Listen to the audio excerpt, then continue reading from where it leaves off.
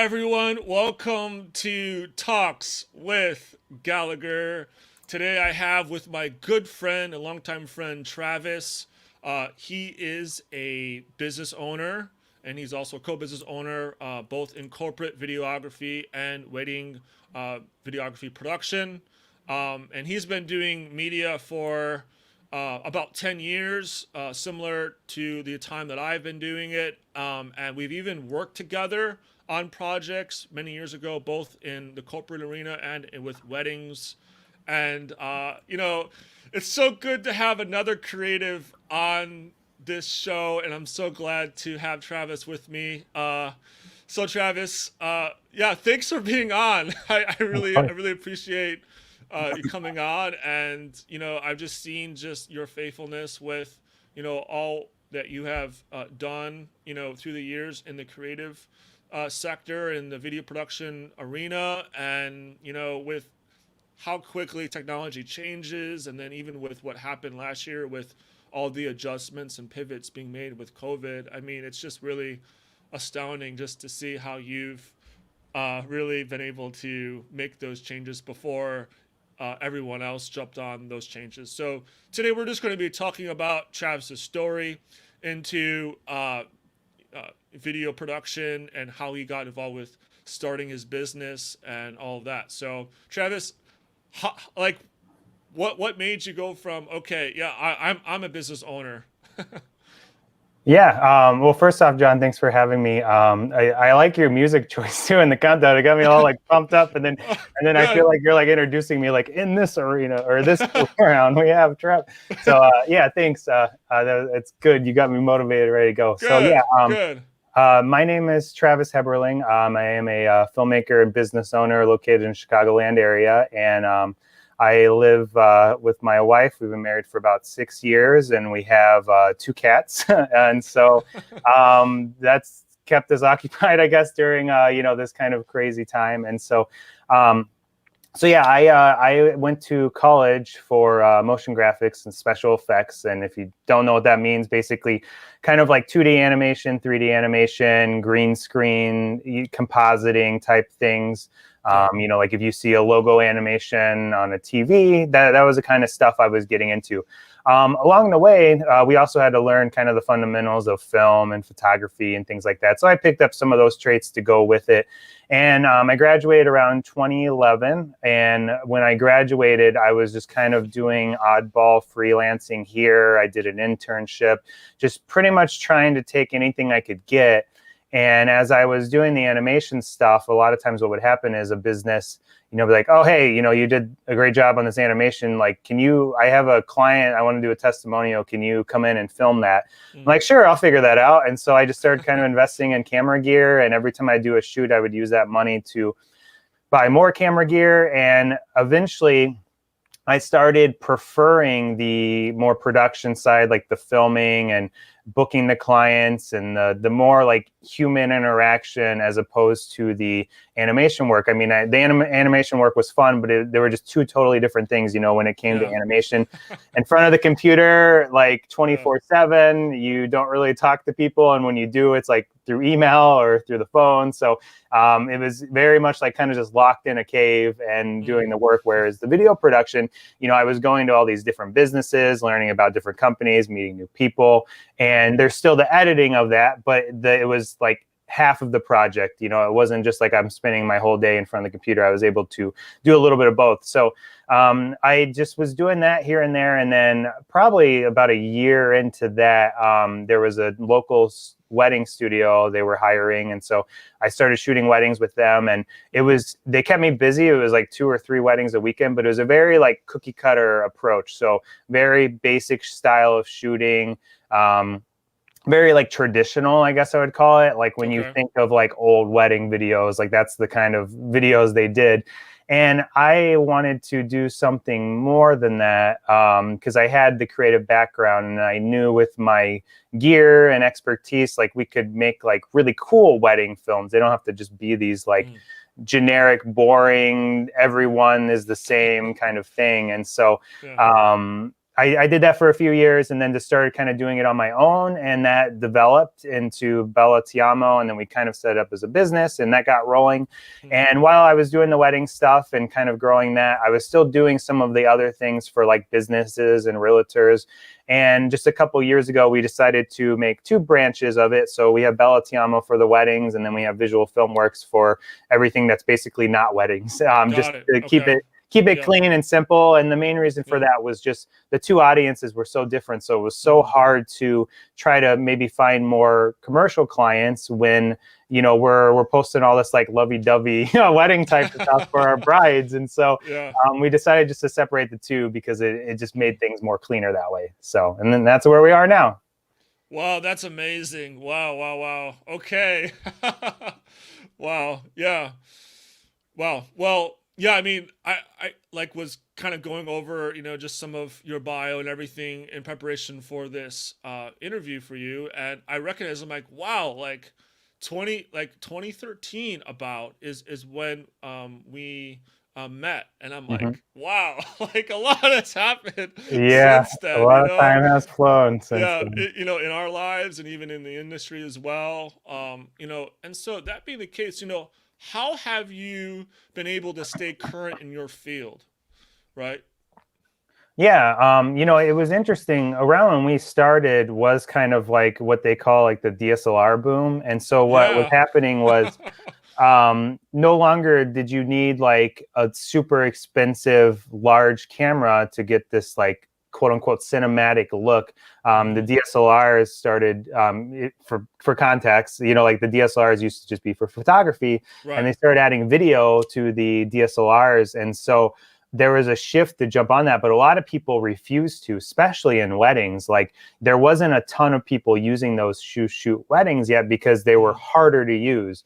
But if you could execute it right, you know, the quality just looked amazing. Like it looked like you're shooting a movie or something. And so that was kind of that was like probably the first time, and that was early in my career. Like that was basically going on when I got started.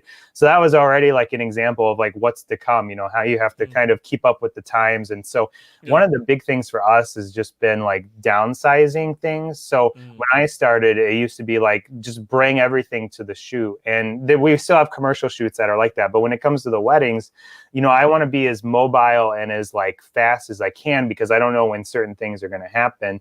And so I want to make sure I can get a nice clean shot and not be slowed down because I decided to bring, you know, 20 cameras and 10 light stands and, you know, all these things. And so that's been kind of a big thing. And we've seen that even in the drones, which drones are new too, you know, like since we started, like people used to rent helicopters to get shots like that. And now it's like, you know, they just have these little pocket-sized helicopters that they throw up in the air. And so that was something too that as soon as I saw like what was happening with the drones, I was like, we need to get this in a wedding. And so I actually had one of my friends, Josh, come out to a wedding who was like super into drones, and I had him, you know, get shots for us.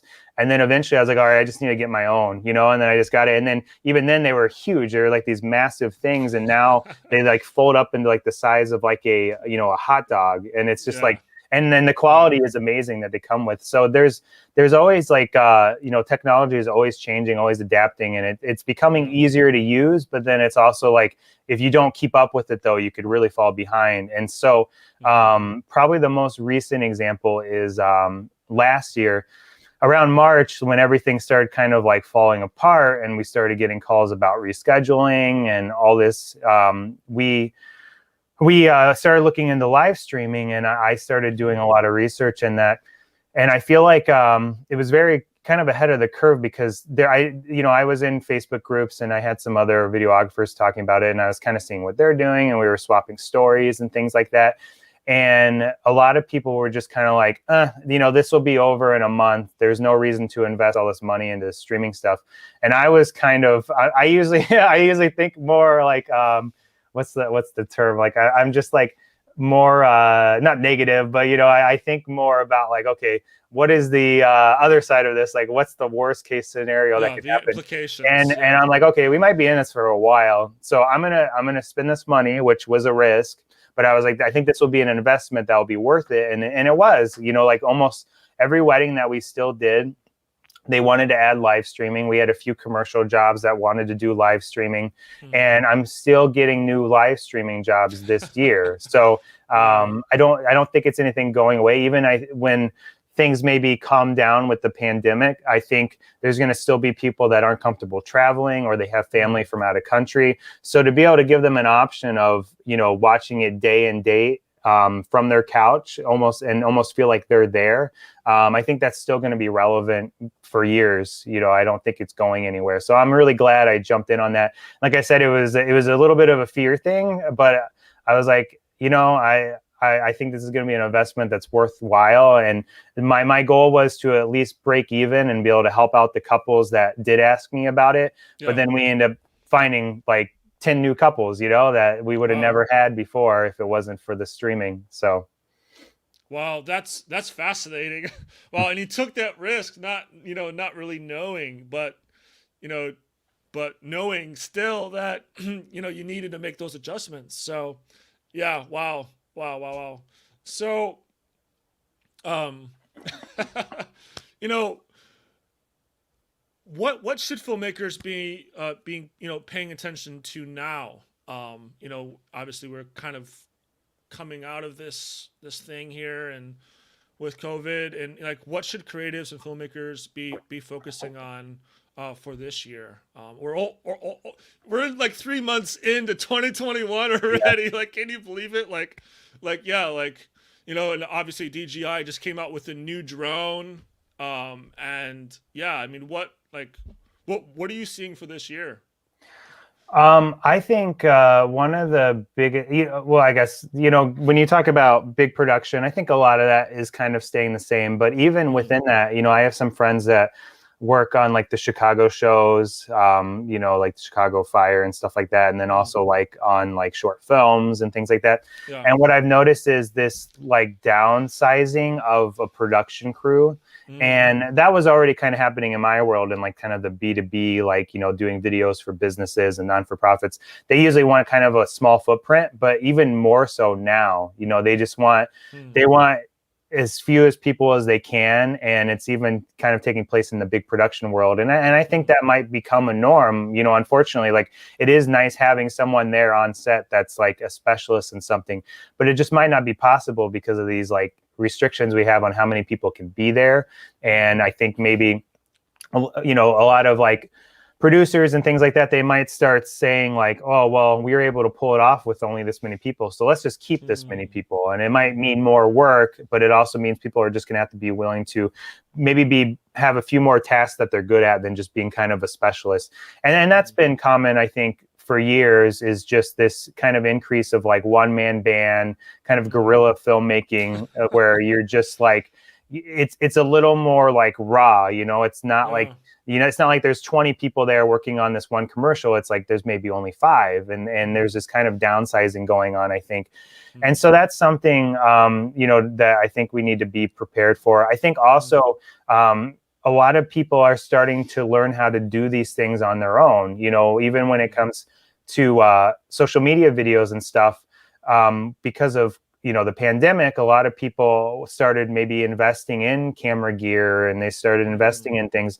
So you really have to be able to make yourself different than that. Like for us, when it comes to the live streaming, as an example, when I got into it, I didn't want it to be basic, because the way I looked at it was, if I'm going to be basic, then, every other person could do that. Like, they could just hire their uncle to do the stream from their Facebook phone, and it wouldn't be much different than what I'd be doing. So like, when I got into live streaming, I wanted it to be like multi-cam, multiple microphones, but then still have a small footprint where it's not like we're coming into this wedding. We got wires running everywhere and everything. So we had invested in the system called Sling Studio, and so it allows you to do everything wirelessly.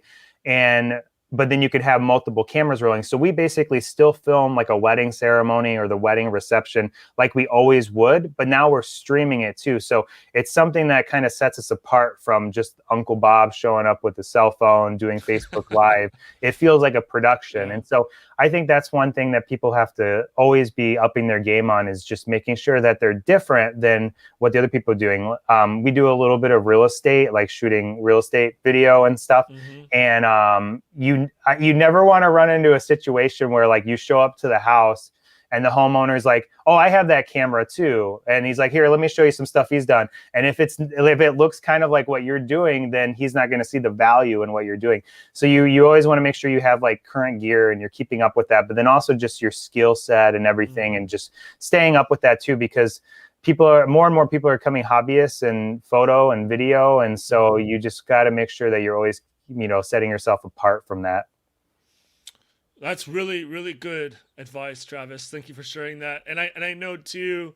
I remember, a while back, you would have to do like these, 24-hour edits, and all this stuff. But I'm sure now, because of the live stream, you can do that, bada boom, bada bang, And I know too, when you're filming something, especially weddings, you like to find the story in it. Do you still find that story is king in the industry, or is it not? It's huge. I think it's a main factor of like why we do well with booking the weddings we book. So it's always interesting because when a bride inquires, sometimes I'll ask them like, what film did they watch, on our website? And they're like, oh, I watched so and so's wedding. And I was like, what did you like about it? And every now and then they'll say something like, oh, it was very clear, or the quality was good. But normally they hone in on the audio. They're like, I love the way that you use their vows, that you had them write letters to each other, that you even had like dad's reaction when he saw the bride for the first time. So there's definitely something to the audio, and there's something to having good audio. And I think that's one thing that gets skipped a lot, because we're so focused on getting these beautiful shots, but then we're not worried about the audio. And the audio is going to help drive that story. It goes, I would say it's 50% of the film. The visuals are important, but like bringing them in with the audio and hearing the sounds of the day, they notice that. They don't know what's going on. They don't know why that's drawing them in, but it's good storytelling, and it's just, making them feel like they're a part of the day. So I think it's super important, and I think it's one thing that really helps set you apart when you're in the industry, is being a good storyteller. Yes, for sure. Wow. And I know you are a man of faith and a believer. How does that translate for you in the marketplace, and doing, as a business owner? How does that work? Yeah, that's a good question. In a lot of ways, if you look at the life of Jesus, it's a great example if you are a business owner. I mean, it's a great example for your life, but like it's a great example when you compare some of like his teachings to your business. Like for example, he was a hard worker before he went into ministry. I mean, he was doing intensive labor work, a carpenter and stuff. And then if you look at just like when he was younger, he was in the temple trying to learn. He was always like wanting to learn and be able to teach that to others. And I think that's really important when you're a business owner. Being slow to speak, but quick to listen. That's huge in business, like with working with clients. I know that was like a struggle when I got started. I used to talk so much on the inquire, like when they would inquire, and like, I need to stop talking, and I need to like listen to what they're saying and listen into what they need, and to see if I can help them or not. And I used to just try to like sell, and I didn't even know how to sell. I'm just like saying things that I hope that they think is appealing, but really you want to listen and see how you can help them. And then obviously giving back too, and just being generous with your time and your finances. I don't think God is against us being prosper from our work, but he wants us to then give that back in some way to, glorify his kingdom. So I think it goes very hand in hand. I think there's a lot, even if you're not a believer, I think there's a lot you can learn from like the Bible and applying that to your business. And I think community with other believers that are business owners is super important too. I've been a part of like organizations that kind of bring that together, and they'll do teaching and almost have like a small group type setting where you can kind of swap stories. And there's just something nice about talking to other business owners that are like-minded, because not that, non-believer business owners are bad, but sometimes they get into it for the wrong reason. It's all about the money and making a ton of money and that kind of thing. And it's a breath of fresh air when you're talking to others, regardless if they're believers or not, that just, they're in it for the passion, and the money is great and it's awesome to be able to make a living doing what you love, but they really got into it for the passion and for helping their clients and, loving on their clients. That's so good. Yeah, I'm glad you touched on community, because I feel like as creatives, that is so critical. Just in even relaying ideas, relaying thoughts, relaying, sometimes you need some type of support system of some kind. So yeah, I find that, to be so, so much wisdom in that. And I'm happy to hear that you're, moving it forward in that direction. And it sounds like you're even helping other people too, in the community. So that's great. Yeah. So, what do you see next, for the video production industry, overall? Where do you see us going? Like we have like these emerging technologies like augmented reality and virtual reality and reality this, reality that. um, what, what do you see happening? Yeah. It's hard to say. Technology isn't the most predictable thing. Like when I got started, I wouldn't imagine that I was, flying a little helicopter up in the air and it'd be doing like 4K footage and like, be better than the camera that I was probably using back then. So it's really hard to say like what's next. I think in a lot of ways we've hit a lot of strides, like with the drone, for example. Like we have those now. We have these mirrorless cameras that are, do super high quality. But then we still have like the big cinema cameras for, movies and big productions like that. And I think for the most part, we kind of have all the tools we need. It will be interesting to see if things progress more with like the 360 stuff and the virtual Right. reality. I know doing some real estate, the 360 camera stuff for real estate, that's been like really important. And in a lot of ways, it's starting to kind of surpass the video in importance. So I feel like video kind of made a comeback last year in real estate. It used to be all about the photos and stuff like that. And then people started wanting to do video again because it was harder to show homes. And now I'm seeing a lot of the 3D tour kind of take off and people are really wanting to do that. But at the end of the day, when it comes to like 360 cameras, because you're giving so much freedom to the viewer, it can be harder to tell the story. So I think traditional filmmaking, I don't think is going anywhere. Like I even see that in the real estate side where, I had this one really nice home we did, and we did almost like a lifestyle shoot for it. So we have like, kids jumping in the pool, and they had their own private tennis courts. So the homeowners are playing tennis and they're driving up in their nice car with their dog and, things like that. And that wouldn't have been accomplished by a 360 camera, because then you're just kind of giving this big house to the viewer. They're looking through wherever they want. Yeah. Whereas with the video, we kind of focus them on what they need to see. So when it came to, the underwater with the kids and everything, it was a mix of drone with the GoPro with like an actual camera and to really kind of pull the viewer in.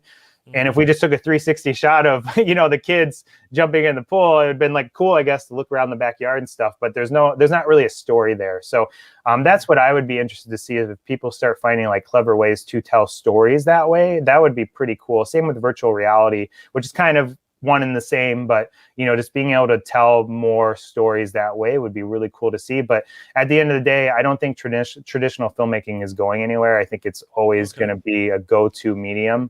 And it'll be here forever. So, yeah, well, that's so good to know. As other creatives or filmmakers or inspiring filmmakers are curious about knowing, yeah, that's so good that even traditional filmmaking is not going away anytime soon. I'm wondering, Travis, how do you stay motivated? As a business owner, how do you what do you tell yourself in the morning? Like, how do you you got editing all these weddings or editing weddings and corporate stuff and all this. How do you just, stay on your A game, Yeah, there's a lot. I I think a routine is really important. I try to always do something somewhat similar in the morning to get started. So if it's like a workout day, then I have a Devo I do with some friends. So I start there. I do that while I'm like eating my breakfast. I go work out. And then after I work out, that's kind of when my day starts. And sometimes I'll work out. Like today, I'm going to work out in the middle of the day because we were doing this. But yeah, for the too. most part, yeah, that's funny. So we'll have to share photos or something while I'm working out. But yeah, so I, what I found though is a lot of times when I work out in the middle of the day, then it kind of messes me up. It's like I can't get going in the morning. I go work out. I'm not as into it when I'm working out. I come home, I'm just tired. I don't want to work. So having that routine and just figuring out what's best for you. For others, they might be more of a night owl. So maybe they get going like at 3, in the afternoon. So maybe it's sleeping in, and there's nothing necessarily wrong with that as long as you're still, you're being productive with your time. It's just figuring out what times are best for you. Obviously, staying educated, listening to podcasts, things like John's doing here that gives motivation, and yeah, I plugged you in your own podcast. Thanks. Yeah, just constantly staying surrounded by people. One thing I actually have on my desk, I couldn't figure out, this is like a little notebook, and it's got like every day, and it has like breakdowns you can do by month and stuff. And I used to do a combination of like my phone to take notes, and I'd have Post-it notes everywhere. And I just was always like unorganized, and I'd be like, where's that note or whatever. So I finally got like one book to write it all down. And I think that's important too, is to kind of lay out what you have planned for that week. And then before you start your day, like for example, with me, right after I work out, I kind of write down what I'm doing that day, or I'll do it the day before and have it all laid out. I think going into things with a plan is important as well. And then I'd say the last thing is to not be like jumping around. And what I mean by that is I try to schedule days. Like if I have a lot of phone calls, I might not do a lot of editing that day. I might focus on phone calls and working on the business and things like that. But then the next day, if I don't have any phone calls, then it's like hardcore editing day. And I think it's good to separate those things because they're two totally different headspaces. When you want to sit down, get focused to do an edit, that's kind of a creative mindset. But then when you're trying to do phone calls or find new leads, that's a totally different like part of your brain. And so it's hard to, spend a Monday and, for 1 hour you're doing editing, next hour you're doing phone calls, next hour you're doing editing. It's hard to do that jumping back and forth. And so I think it's good to just focus your days on certain tasks and put it on the calendar and just commit to it and be like, if someone wants to schedule a call, but that's your editing day, then you have to be like, hey, sorry, I'm booked that day. Can we do the day before, the day after? And I think you have to really kind of commit to that, which can be hard to do, especially like for myself. I like to try to be a people pleaser sometimes, but it's going to be best for your business and your craft to be able to separate those things and to, commit to what you wanted to do. So. Wow, those are some great life hacks, great productive tips. So that's great. Thanks, Travis, for sharing that. Yeah. It reminded me of just this question of what does your creative process look like? I know that's a loaded question. As a creative to a creative, I understand that's kind of a loaded question, but what does your creative process look like? Let's just say between a wedding video and a corporate video. Yeah, so for the wedding side, basically, a bride will inquire. Most of the time, we don't really do a lot of like paid advertisement. It's usually from referral, either direct or indirect. And so what I mean by that is if it's direct, it's like the bride is literally giving them our name. And she's like, you got to use them, but then if it's... So you haven't paid a dime on... I know I've played around with paying for ads, but it's like, not really something we need to do anymore, which is good. So kind of when we started out, we were, but then For indirect, it might be where they shared their wedding video on their Facebook, and then someone they went to college with that they don't even talk to anymore sees it. They loved it. They're, Facebook creeping them to find out who we were and stuff, and then they'll reach out to us. So that happens a lot.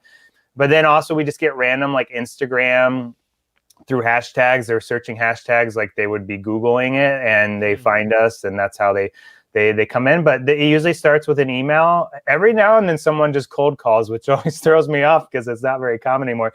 But typically it starts with an email, and I usually follow that up with, some kind of question. I don't want to just like start diving right into pricing right away. I think it's kind of misleading then of what kind of service we are, because we are more of like a boutique studio. So a lot of times our packages are customized and stuff. So we don't want it to feel transactional. We want it to feel more like, this is an interview, and we want to make sure we're a good fit, and we want to make sure you're a good fit for us. And so we don't want to just like start throwing pricing and stuff at them, because then they're just going to compare us to everyone else and not understand the type of service we provide. So I'll ask some questions, and then if it seems like they're game, we'll get on a phone call. We'll do a phone call. We'll talk through everything. That's kind of when I share like, a custom package for them and stuff.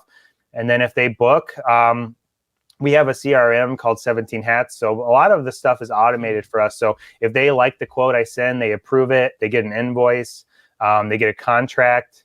It's all pretty much like automated like that. And then from there, we just kind of touch base with them. We do a lot of pre-production stuff. So like if it's a place we haven't been before, we like to go there sometimes. If we can go there with the couple, that's even better.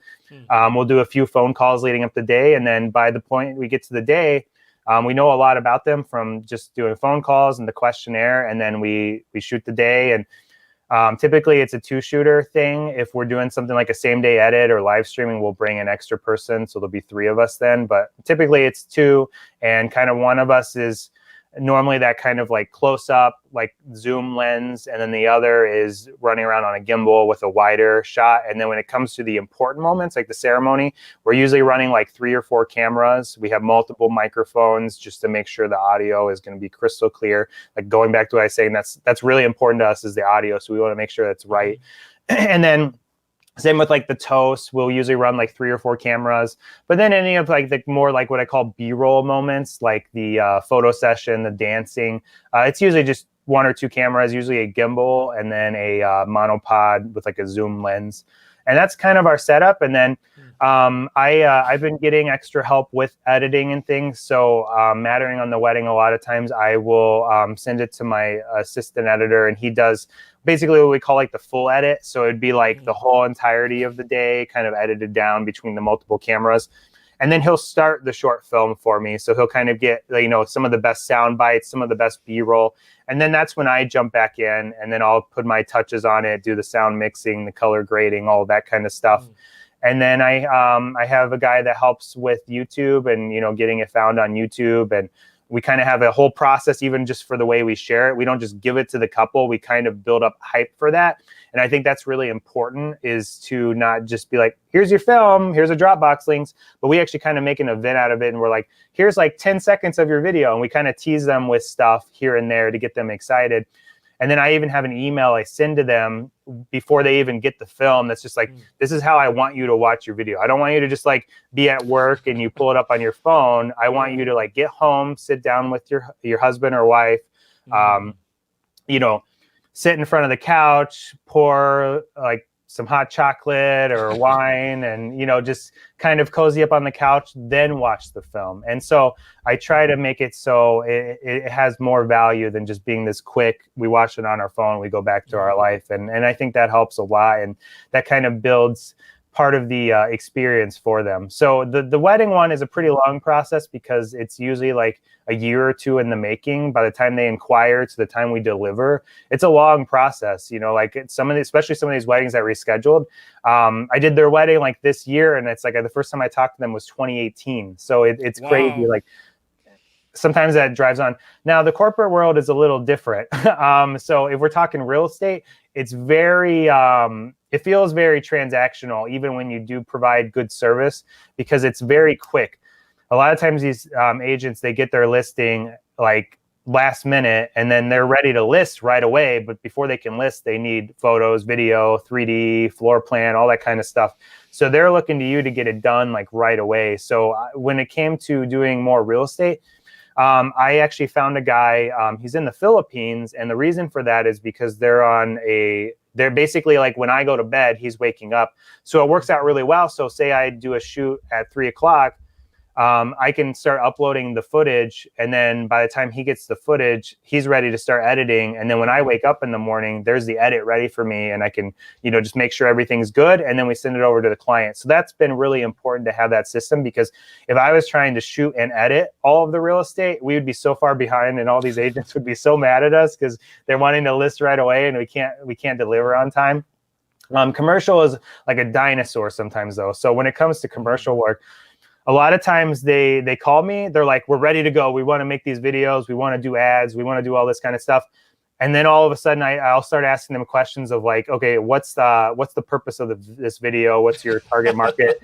And they're like, oh, we don't know any of that. And then next thing you know, it's like months later, now they're finally ready to go. But then they're like ready to go like right away. So you film right away. You do the edit, and then they're like, oh, we have to get this cleared by like 10 people. So then it's kind of a slow process on the end. But then once they've gotten everything cleared, it's always like quick again. So it's almost this like fast, slow, fast, slow. It's like a roller coaster sometimes working with commercial. So they're all a little bit different. Weddings, it's that slow kind of drive, and you keep building and building. Real estate, it's very turnkey. It's you're in and out. It's very transactional. But then commercial, it's almost like this up and down, like they're ready to move. Now we come to a halt, and then we're ready to move and we come to a halt. So it's always interesting to see the differences in all those industries. Yeah, that really is. Wow. That was such a great distinction, Travis, you shared. And wow, it just shows you like, wedding videography is not just about, there's a lot of back end, a lot of behind the scenes that happens. And so that's, wow. Yeah. And I like how you use the metaphor dinosaur with corporate stuff. That's that's good analogy. Yeah. The weddings, that's the tricky thing too. And that's what I think a lot of videographers starting out struggle with. I know I did myself. They see someone looking for a videographer, they have $500. They're like, wow, that's more than I make in a week at my part-time job. And so they jump on it. What they don't realize is all the phone calls beforehand, getting insurance, having a contract, worrying about, if they're doing credit cards, you get a fee from the credit card. Okay, you need to get a second shooter. You got to pay them.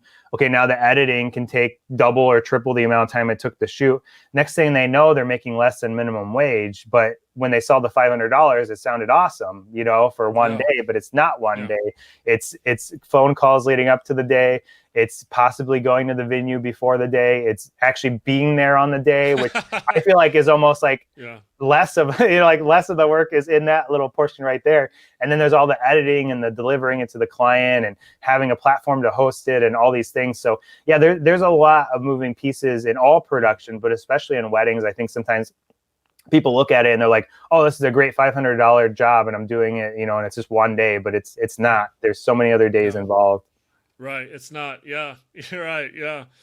I can contest to that as well. And I'm wondering, like, how do you know how to price your services?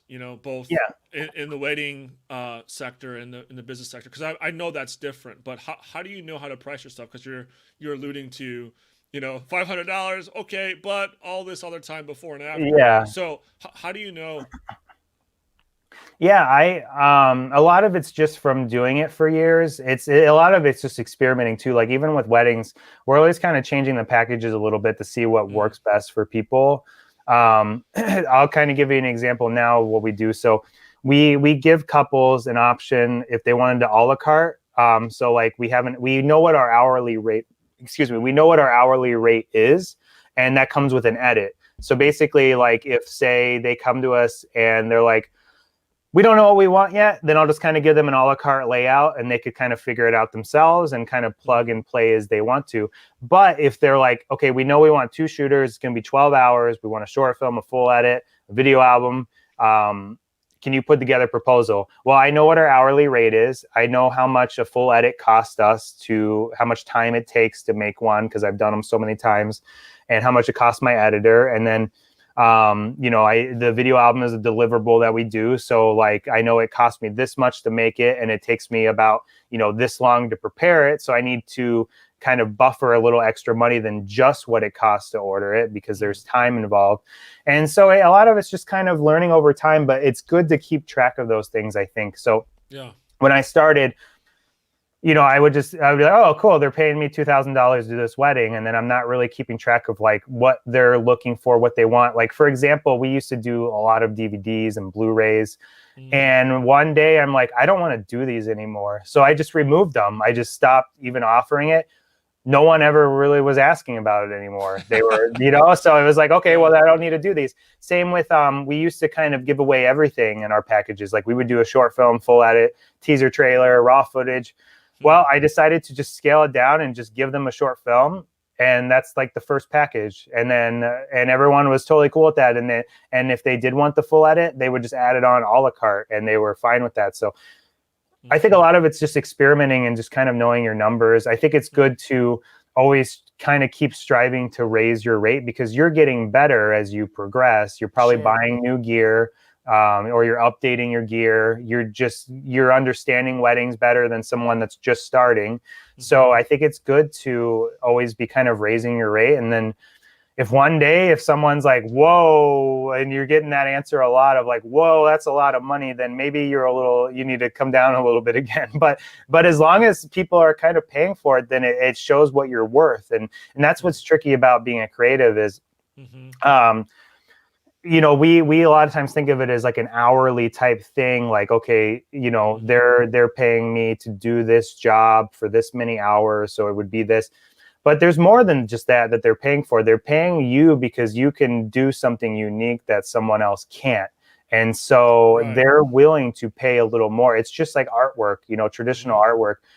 Who am I to say that this painting that I think looks hideous is like, to me, maybe I'm like, I pay $10 for that. But to someone else, that's like beautiful to them. And they're like, $2,000, here you go. I want that piece of art right now. And so you have to just kind of keep that in mind too, that we're creating something that in a lot of ways doesn't have a value to it.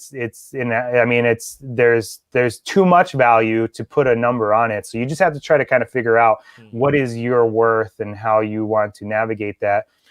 Same with the commercial stuff. It's kind of the same.